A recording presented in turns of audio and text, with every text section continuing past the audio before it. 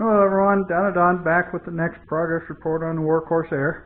Got quite a bit done yesterday and today. It is now 8:15, about the latest I've worked on this thing, but I wanted to get most of this wiring finished up.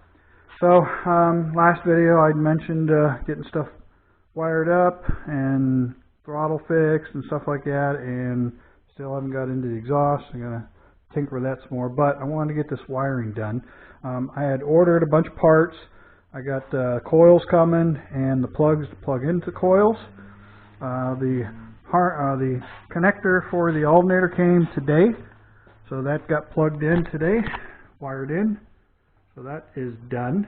I'll get some kind of wire loom to tie all this stuff in and lock her down good. So, and then here's the 3 wires. I took out the ground wire that wasn't needed. I just need power and 2 triggers.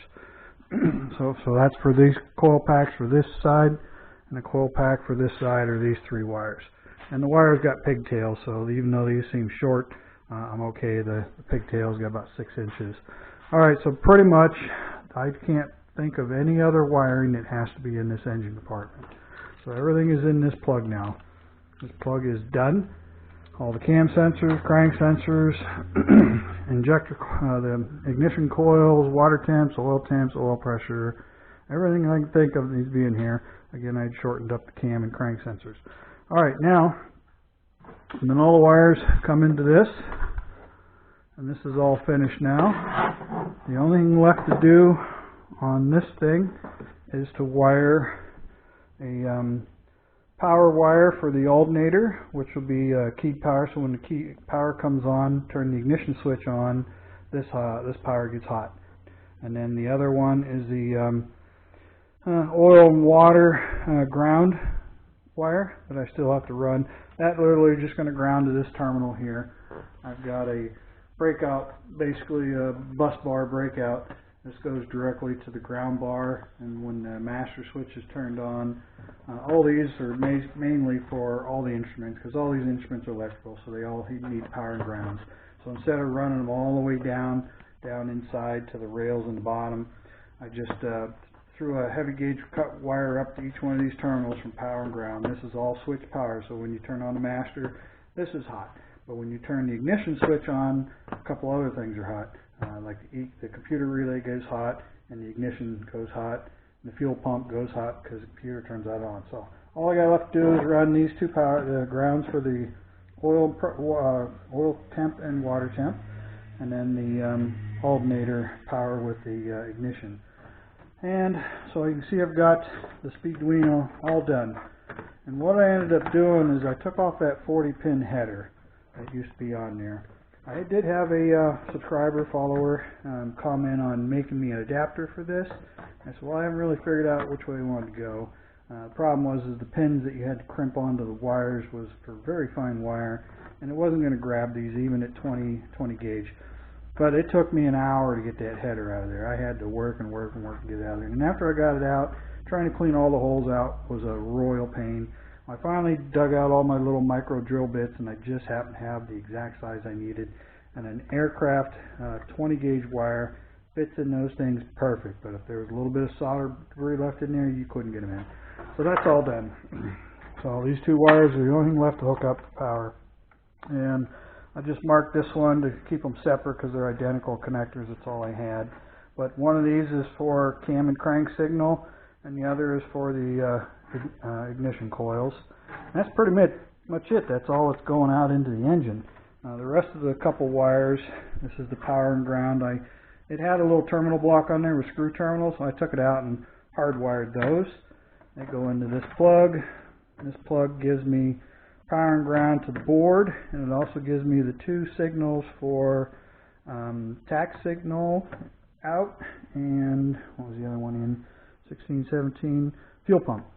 So the fuel pump circuit goes out to the master switch. When I have the master switch turned on, it turns on the relay. When this thing activates, it energizes the relay and then sends power directly out through here. So those 4 wires are basically powered and grounds, and then the other 2 wires, one's power, one's ground for the board. So that's all done. So all I got left to do is tie that one in, and that's it for the wiring. And then I can put the plug back in, hook it all back up. So, let's see. Oh, and as you can see, I got the fuel choke, not choke, it's a choke cable, but it's for the lean mixture control, for the lean mixture. I showed that I'd mounted the handle inside the cockpit last time, but this was a bulkhead fitting for fuel. It was an AN4. Well, I just cut this end off where the hose would flare onto it, and then the inside it's real long, and I cut the end off where the hose would flare onto it. So basically it's just a threaded stud with a hole in it, and then I just drilled the hole out a little bigger just so this thing would slide through. So now that cable comes in, loops around here, loops around there, and goes back there to there. Now, as for the box, I mentioned trying to figure out where to mount it. Well, this, as you can see, this thing is all wired to fit perfectly right here, but underneath. This box will fit right in there, just like so. So what I'm going to do is, one of these is, this is a removable panel, this is the bottom. So I'll be drilling probably 2 holes down into here into this box, and maybe either tap into it, screw it, or put screws up through with nuts on top. And then all the connections, those harnesses, so this whole harness will be bundled together, and then this hose will come out, and then the ends of the plate will be cut open for this hose. I don't need the power jack, it's hardwired. So just this will have a hole cut, this have a hole cut, this will be notched out to on one of these covers, this one. The other end is solid because I don't need to take it out anymore, but this end just pops off. So that's it for that. That'll mount perfectly under there, and my wiring was long enough, I'm good to go. So let's see, I was going to work on the tail wheel, but it took me all day yesterday and today to button this up. Now these coils, let's see, these connectors are in Warrendale. Well, the connector for this, electrical connector for this was in Warrendale, and then it ended up going, where'd it go, Scranton, PA, and it went to Philadelphia, and it went back to Pittsburgh, and then it finally came here. I got that today. So hopefully these things were shown to be in Warrendale, which is down by Pittsburgh, and hopefully they will be here tomorrow without taking a field trip to Philadelphia and back. So again, this is longer than needed, and this is going to just literally come right up. It's a stiff little bugger, let me tell you. It's going to come right up, down, in through like this, and it'll be attached up here, and then the inner cable will go into this little block here. Back side of this, there's a hole in there for that. So, oops, sorry, I had to go buy some set screws. I got 2 set screws in here, one to clamp it and the second set screw to lock it so it won't come out. And I still have to tighten this after I make sure it's going to work fine. So that's literally done, other than getting a piece of aluminum to make this plate. I need to get dimensions from here to here, the angle, these hole patterns, center hole, so I can draw it up in CAD. This is supposed to be 6 3/8. I've never did bother to measure it and see if it actually is, but I'll get the dimension off that, and I'll make it 1/8 inch bigger than that for this circle, but it'll have a little teardrop arm on it to come out in order to attach this cable down through. And then the only thing left is get the oil system going, get the oil tank made, which I put that in there. It's going to probably be right in the way of the oil tank now. But that's as low as I could put it, or as high as I could put it, because it just passes through underneath this. Literally passes right up underneath fuel tank's area. So, needless to say, the oil tank's going to probably be a funny shape. And I do have, I dug out the cap for it. Today I was in the house and pulled out the cap. It's a weld-on 2-piece. Just unscrews, and there's an O-ring in the cap, like so. Nice piece. I mean, this thing was dirt cheap, like, I don't know, wasn't $15 I think on eBay. Again, fuel pump, that's all wired. Everything's done. Get these coil packs in. I should have them for this weekend. Those are coming FedEx, and they were in Indianapolis, Indiana.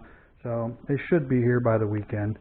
I'm surprised it's been held up in Indiana here for a couple days, but it showed that it's finally left the place. So might see it Thursday or Friday, but as long as they're here for the weekend, I can get those mounted, get these wired, and the ignition is done.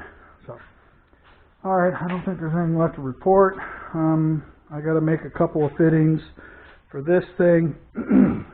They're going to be kind of like this. This is only 1/4 inch, but it's going to have a 3/16 stud, just a shank sticking out, and it'll have a hole drilled in it for a cotter pin, and that's what's going to go up into the steering fork.